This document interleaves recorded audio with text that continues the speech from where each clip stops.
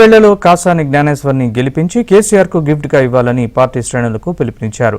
మాజీ మంత్రి సవితా ఇంద్రారెడ్డి చేవెళ్లలో కాసాని పేరు ప్రకటించగానే ప్రత్యర్థుల గుండెల్లో రైళ్లు పరిగెడుతున్నాయన్నారు. హైదరాబాద్ తుక్కుగూడలో బీఆర్ఎస్ ముఖ్య కార్యకర్తల సమావేశానికి హాజరైన సవిత చేవెళ్లలో కాసాని గెలుపు ఖాయమైందన్నారు.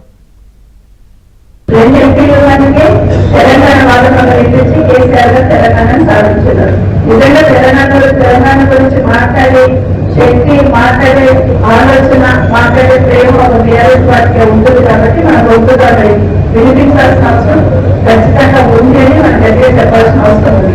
ఈ చేవెళ్ల పార్లమెంట్ లో మాత్రం ఖచ్చితంగా బీఆర్ఎస్ పార్టీ గెలవాల్సిన అవసరం ఉందని మీకు అందరికీ విజ్ఞప్తి చేస్తున్నాను. మన గుర్తింపు లేచున్నారు అందరూ కూడా మరొకసారి రీచెక్ చేసుకోండి. గుర్తింపు లేచిన వాళ్ళు మళ్ళీ ఉండాలా లేదా, లేకపోతే ఏం చేయాలి, మన పని చేసినారా లేదా, ఇంకా ఇంకెవరైనా యాడ్ చేయాలా, అవన్నీ చూసి గుర్తింపులు ఒకసారి క్రాస్ చెక్ చేసుకోండి.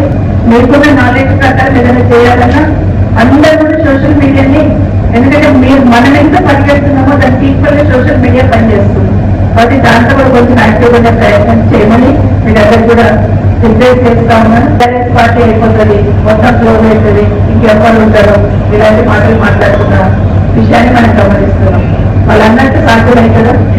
ఒక్కొక్క దగ్గర లక్షలాది మంది 63 లక్షల మంది మెంబర్షిప్ ఉంది బీఆర్ఎస్ పార్టీ.